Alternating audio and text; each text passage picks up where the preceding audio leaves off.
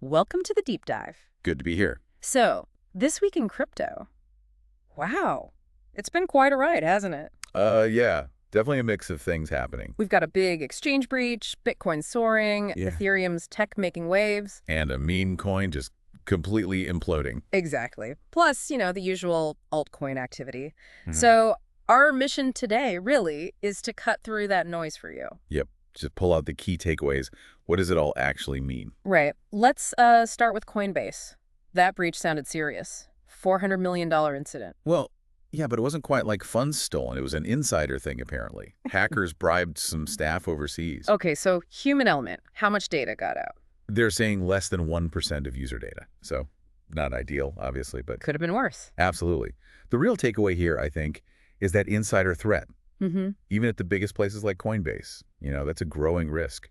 How do you guard against your own people, essentially? Tricky, and no funds were actually stolen. No, that's the crucial part for users. Funds are safe. But they refused a ransom. I heard something like 20 million Bitcoin.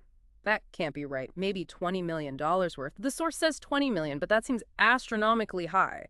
Let's assume it meant $20 million in Bitcoin. Yeah, let's clarify. The reports mentioned a ransom demand related to the data, likely valued in Bitcoin, maybe around $20 million USD equivalent at the time, not 20 million actual Bitcoin.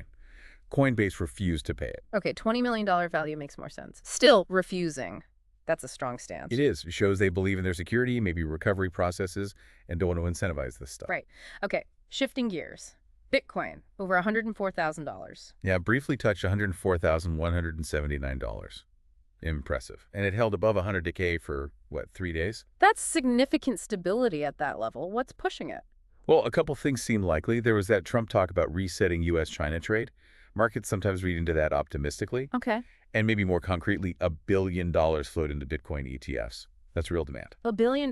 Wow. Institutional money still coming in. Seems like it. And that tends to lift the whole market, Yeah. The total crypto cap hit almost $3.5 trillion. Huge numbers. Okay, and while Bitcoin was surging, Ethereum wasn't exactly sleeping. No way. ETH had a massive week, a 40% rally. 40%?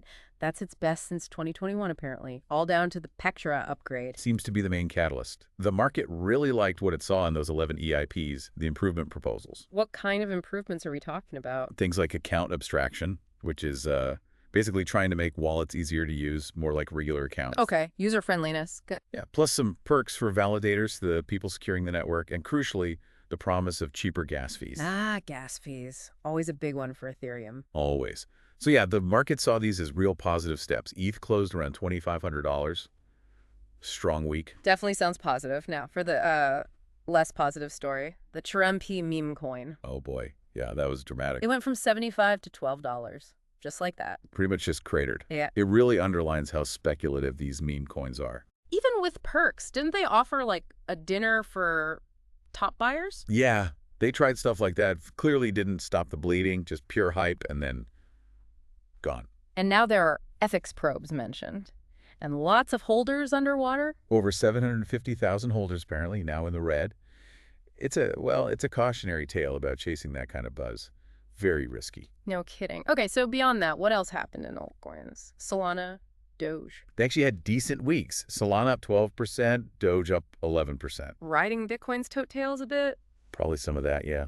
But we also saw huge liquidations, over $1 billion. Whoa. And most of that, like $777 million, was short positions getting wiped out. Yeah. Shows the volatility is still intense. So some green for alts, but still lagging overall for the year. Generally, yeah. Bitcoin's gains have been much stronger year to date compared to most altcoins. Okay. So wrapping this week up, it feels like a snapshot of the whole crypto world, doesn't it? It really does. You've got serious security issues on one hand. Insider threats. Then major assets hitting new highs, driven by, both macro factors and crypto-specific things like ETFs. Right. Then genuine tech progress with Ethereum. And then the absolute wild west of meme coins. It's all happening at once. It really shows the different facets, doesn't it? Security, tech, speculation, institutional interest. Exactly. And understanding these different threads, well, it's crucial if you're trying to make sense of this space, whether you're invested or just watching. So that leads us to our final thought for you this week.